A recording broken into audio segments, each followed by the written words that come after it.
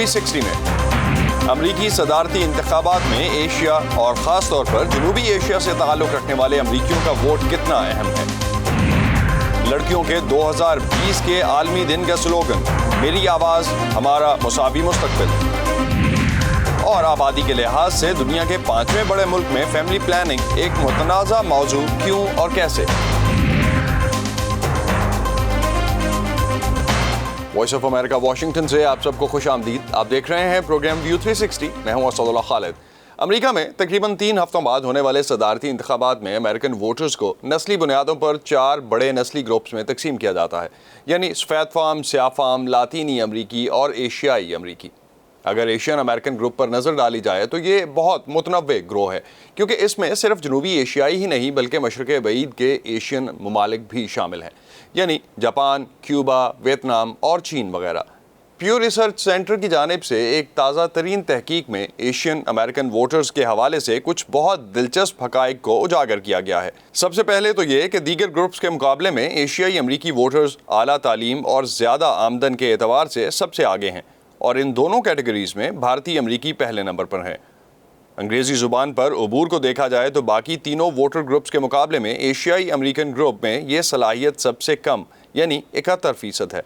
Vote ڈالنے کی اہلیت کے اعتبار سے اس گروپ میں بھارتی تقریباً 18.5 لاکھ سے زیادہ رجسٹرڈ ووٹرز کے ساتھ تیسرے، اور پاکستانی 2,67,000 ووٹرز کے ساتھ 7ویں نمبر پر ہیں۔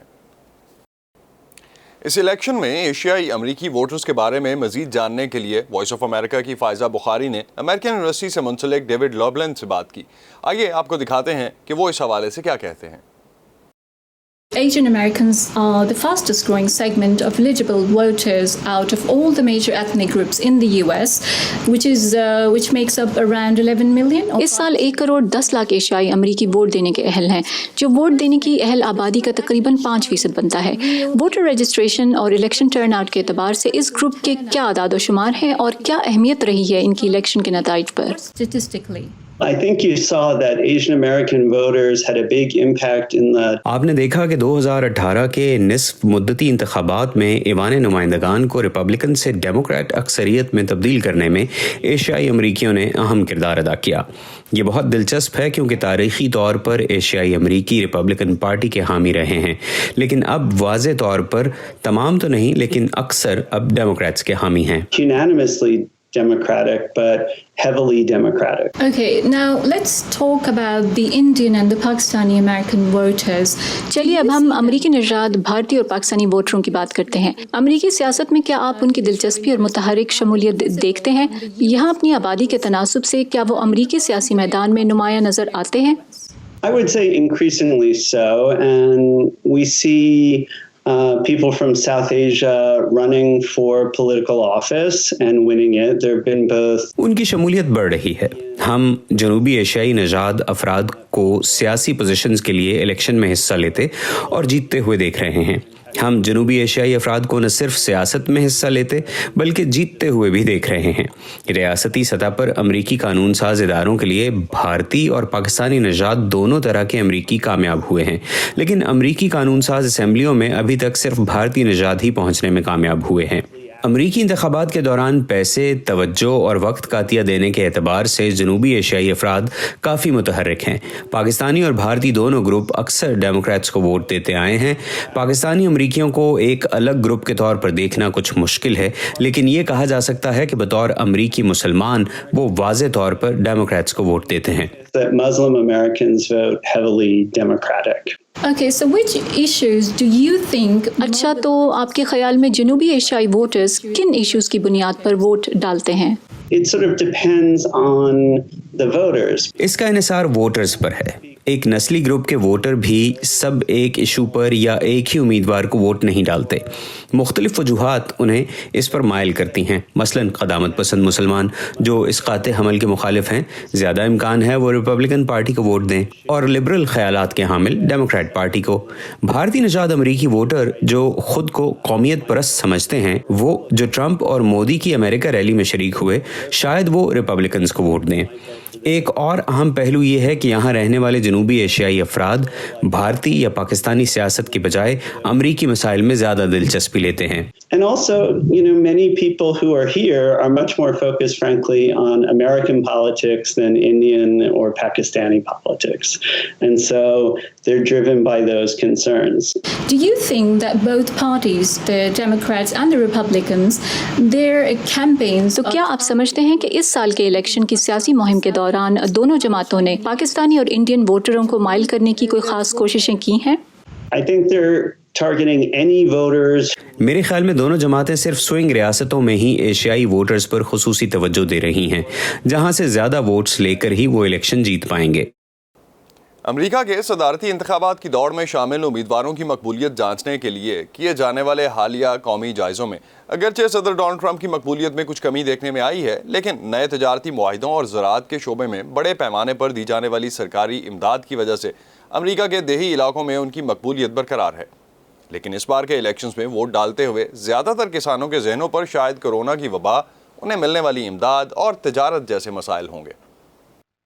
رون مور ریاست الینوائے میں واقع اپنے کھیتوں میں سویابین کی فصل کاشت کرتے ہیں جس کا ایک بڑا خریدار چین ہے، لیکن ان کے لیے سن 2020 چین کے ساتھ غیر مستحکم تجارتی معاہدے کی فکر کے ساتھ شروع ہوا، مگر ان کے لیے جو پریشانی غیر متوقع تھی وہ کورونا کی عالمی وبا تھی جس نے نہ صرف خوراک کی ترسیل کو جھنجھوڑ کر رکھ دیا بلکہ مویشیوں کی خوراک اور اس کی قیمتوں میں کمی کا سبب بھی بنی.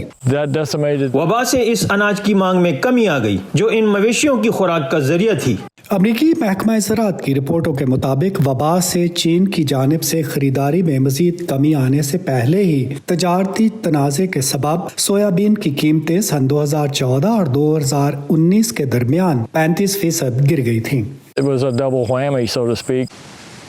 وینڈل شومن کے فارم کی ایک اہم فصل مکئی ہے جس کی قیمتیں سن 2014 اور 2019 کے درمیان 44% گر گئیں. ابھی تک قیمتیں بحال نہیں ہوئیں.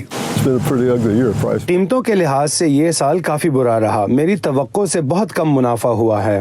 رون اور وینڈل دونوں کا کہنا ہے کہ ایسے میں جب ٹرمپ انتظامیہ نئے تجارتی معاہدے سے متعلق بات کر رہی ہے، امریکی محکمہ زراعت کے مارکیٹ فیسیلیٹیشن پروگرام کی جانب سے کاشتکاروں کو سن 2018 سے کی جانے والی ادائیگیوں نے ان کے کام کو بحال رکھا ہوا ہے. یہ کافی مددگار رہی. اگر یہ مدد نہ ہوتی تو ہو سکتا ہے لوگوں کو جینے کے لالے پڑ جاتے. It gives us a lifeline. We're still trading water. اس نے ہمیں زندگی دی. ہم ابھی بھی دلدل میں ہیں جس سے نکلنے کے لیے ہمیں مزید منافع بخش اور بہتر منڈیوں کی ضرورت ہے.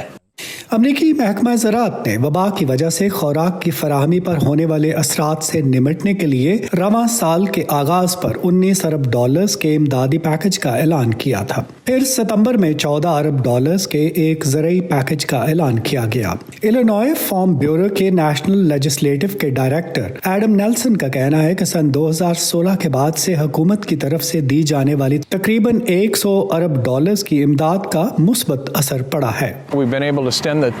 ہم کسانوں کو دیوالیہ ہونے سے روکنے میں کامیاب کر رہے ہیں. اس بار کاشتکار اگرچہ بہت زیادہ خرچ کرنے کے قابل تو نہیں ہوئے لیکن وہ اگلی فصل کے لیے بیج اور کھاد وغیرہ خریدنے میں کامیاب رہے ہیں. وینڈل کہتے ہیں کہ ظاہر ہے اس پیمانے پر حکومت کی امداد ہمیشہ جاری نہیں رہ سکتی. حکومت کے پاس اتنی رقم موجود نہیں کہ وہ لوگوں کو ہمیشہ ضروریات زندگی فراہم کرتی رہے. وینڈل تجارتی مسائل میں پیش رفت کا صحرا صدر ٹرمپ کے سر باندھتے ہیں اور امید کرتے ہیں کہ چین کے ساتھ کوئی مستقل معاہدہ طے پا جائے.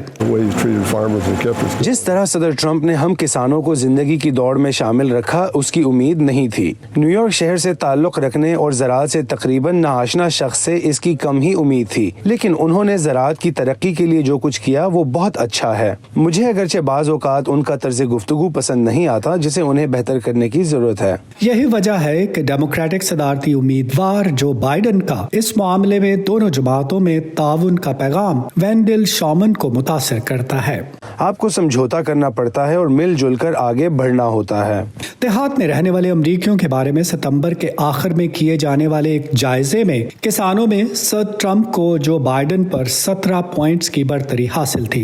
इसी सर्वे में 59% किसानों का कहना था कि सरकारी इमदाद और corona virus food assistance programme के बगैर उनका गुजारा मुश्किल था।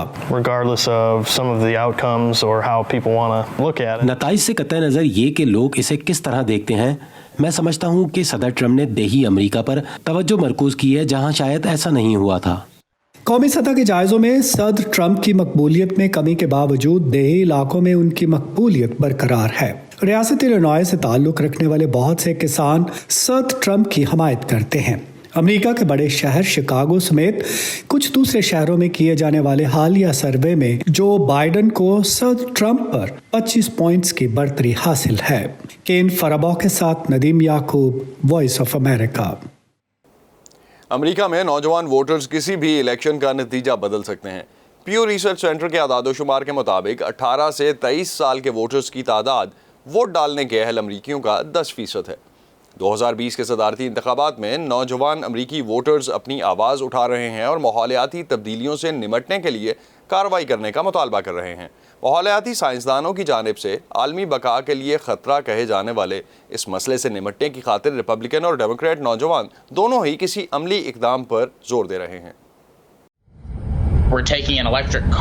हम इस मसले के हल के लिए जदीद तरीकों पर तवज्जो मरकूज कराने की गर्ज से एक बरकी कार पर पूरे अमेरिका का चक्कर लगा रहे हैं। 22 साला रिपब्लिकन बेंजी बेकर का कहना है कि क़दामत पसंद इक़्तिदार आबो हवा की तब्दीली के मसले को हल कर सकती हैं।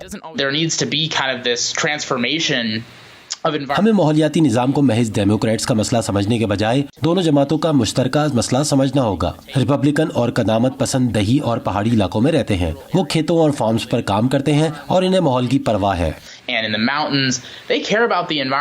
बेंजी की तंजीम दीगर मामलात के साथ साथ आबो हवा से मुतालिक एक मुआहदा तजवीज़ कर रही है जिसमें ज़मीन से निकाले जाने वाले ईंधन से कार्बन के अखराज को ख़त्म करने के लिए टेक्नोलॉजी के इस्तेमाल का मुतालबा किया गया है और जो शफाफ मईशत की जानिब मरहलावार मुंतकली होगी। बहुत सारे डेमोक्रेट्स ग्रीन न्यू डील की हिमायत करते हैं जिसमें तेज तर और वसी तर इक़दामात की तजवीज़ पेश की जाती है। इसके बावजूद बहुत से लोग पार्टी लाइन से बालातर होकर गुफ्तगू के लिए तैयार हैं। हम पॉलिसी पर बहस कर सकते हैं और समझौता कर सकते हैं। बुनियादी तौर पर हम यकीन रखते हैं कि हर शख्स इस दुनिया में ऐसी जिंदगी गुजारने का मुस्तहिक है जो ना तो जल रही हो और ना ही सैलाब में बह रही हो। लेकिन नवंबर के सदारती इंतखाबात से कबल ज्यादातर अमरीकियों को कोरोना की वबा और मईशत के बारे में ज्यादा तशवीश है और जहां बात माहौलियाती तब्दीलियों की आती है तो सदर डोनाल्ड ट्रंप और उनके डेमोक्रेटिक हरीफ जो बाइडन के हामियों के दरमियान वसी तजाद नजर आता है।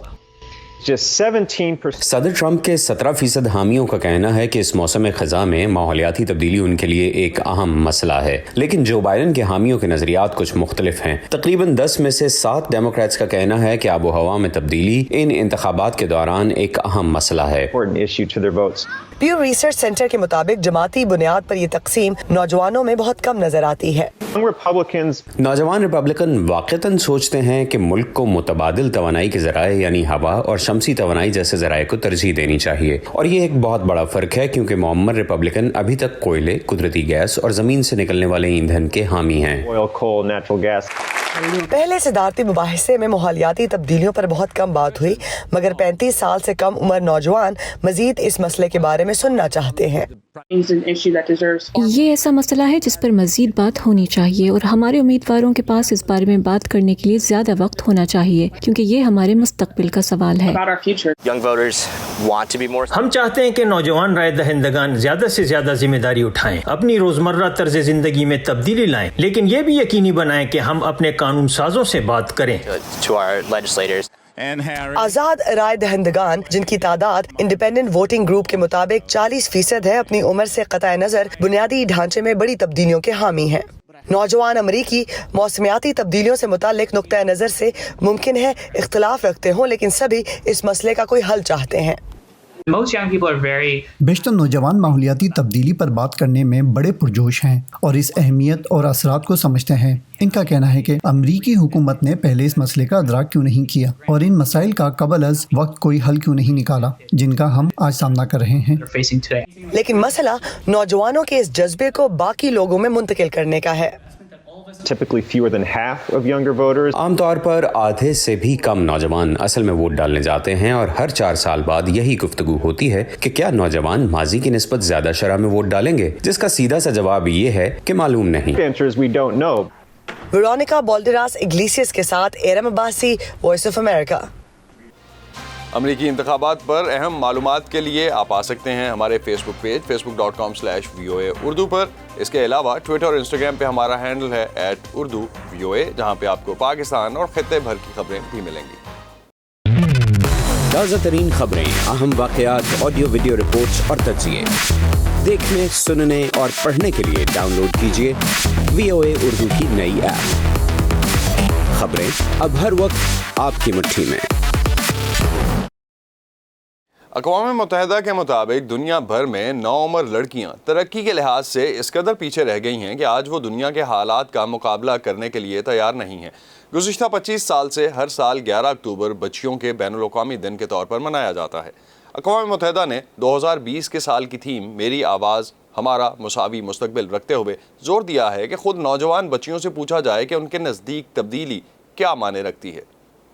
صنفی عدم مساوات کی وجہ سے جن چیلنجز کا انہیں سامنا ہے، ان کے حل کے لیے ان کی آوازوں کو بھی شامل کیا جائے. اگر معاشی لحاظ سے دیکھا جائے تو اس وقت لڑکیوں کو لڑکوں کے مقابلے میں تعلیم، تربیت اور ملازمت کے بہت کم مواقع دستیاب ہیں. لڑکوں میں سے ہر 10 میں سے 9 کو، جبکہ لڑکیوں میں سے ہر 4 میں سے صرف 3 کو یہ مواقع دستیاب ہیں. صرف یہی نہیں، کووڈ-19 کی عالمی وبا سے لڑکیوں اور عورتوں کے لیے ملنے والے برابر کے مواقع میں مزید کمی اور ان کی عمومی صورتحال اور خراب ہوئی ہے. عالمی وبا نے لڑکیوں اور عورتوں کے لیے کیسے کیسے چیلنجز پیدا کیے ہیں، اس بارے میں نیلوفر مغل کی اس رپورٹ میں جانتے ہیں. کووڈ-19 کے خواتین اور لڑکیوں پر اثرات کے بارے میں اقوام متحدہ کا یہ کہنا ہے کہ پہلے سے مختلف شعبوں میں پائی جانے والی صنفی عدم مساوات میں کرونا کی عالمی وبا کی وجہ سے مزید اضافہ ہوا ہے. یہی نہیں، اقوام متحدہ کے مطابق وبا کے بچیوں اور عورتوں پر پڑنے والے منفی اثرات سے اس بڑے رول کی اہمیت اور بھی نمایاں ہو کر سامنے آئی ہے جو وہ مختلف فرنٹس پر ادا کرتی ہیں. اپنی ایک رپورٹ میں اقوام متحدہ نے عالمی وبا کے لڑکیوں اور عورتوں پر منفی اثرات کے 9 موضوعات کے تحت احاطہ کیا ہے. ان میں خواتین کے خلاف تشدد، گھریلو تشدد، ہیلتھ کیئر ورکرز، معاشی بدحالی، بغیر تنخواہ کے کام، نوجوان خواتین اور بچیاں، تنازعات اور پناہ گزین شامل ہیں. رپورٹ کے مطابق کووڈ-19 کی وجہ سے خواتین اور لڑکیوں کے خلاف گھریلو تشدد میں اضافہ ہو رہا ہے. متعدد ممالک میں لاک ڈاؤن کے دوران اور سماجی فاصلے کی ہدایات کے بعد گھریلو تشدد کی اطلاعات اور ہنگامی فون کالز میں 25% تک اضافہ ہوا ہے. وبا سے پہلے تشدد کا سامنا کرنے والی خواتین میں سے 40% سے بھی کم اسے رپورٹ کرتی تھیں. عالمی ادارے کے مطابق کرونا سے پیدا ہونے والی سماجی فاصلے کی صورتحال سے یہ تعداد یقینی طور پر اور بھی کم ہوئی ہے، جس کا مطلب یہ ہوا کہ کرونا کے دوران گھریلو تشدد میں اضافہ 25% سے کہیں زیادہ ہو سکتا ہے. رپورٹ کے مطابق کرونا کی وبا کے باعث تعلیمی اداروں کی بندش کی وجہ سے اسٹوڈنٹ آبادی کا 89% اسکول نہیں جا سکا اور اسکول نہ جانے والے ان تقریباً 1.5 ارب بچوں میں سے 74 کروڑ سے زیادہ کم عمر لڑکیاں ہیں. عالمی وبا دنیا کے لیے خواتین کی ان بڑی خدمات کی بھی یاد دہانی ہے جو وہ ہر لیول پر ادا کرتی ہیں. جیسے عالمی سطح پر صحت عامہ کا 70% عملہ خواتین پر مشتمل ہے. یہی وجہ ہے کہ دنیا کے کئی ممالک سے سامنے آنے والے ڈیٹا کے مطابق کووڈ سے مردوں کے مقابلے میں خواتین ہیلتھ کیئر ورکرز وائرس کا زیادہ شکار ہوئی ہیں. اسپین میں 75.5% اور اٹلی میں 69% خواتین health care workers corona virus سے متاثر ہوئی ہیں. رپورٹ میں ایک اور مسئلہ جس کی جانب اشارہ کیا گیا ہے وہ یہ ہے کہ اس بحران میں معاشی طور پر خواتین سب سے زیادہ متاثر ہوئی ہیں. خواتین جو پہلے ہی مردوں کے مقابلے میں زیادہ بے روزگار تھیں، کووڈ کے دوران مردوں کی نسبت ان میں بے روزگاری بڑھی ہے. خود امریکہ میں وبا کے بعد خواتین کی بے روزگاری کی شرح میں مردوں کے مقابلے میں کہیں زیادہ اضافہ ہوا اور یہی صورتحال 16 سے 19 سال کے مرد و خواتین میں اور بھی خراب رہی. رپورٹ میں اس خدشے کا اظہار کیا گیا ہے کہ اگر یہی سلسلہ اسی طرح چلتا رہا تو مزید خواتین بے روزگار ہو سکتی ہیں، جس کا عالمی معیشت پر گہرا اثر پڑنے کا امکان ہے. Nilofar Mughal, voice of America, Washington. ہم جب خوف کو بے نقاب کرتے ہیں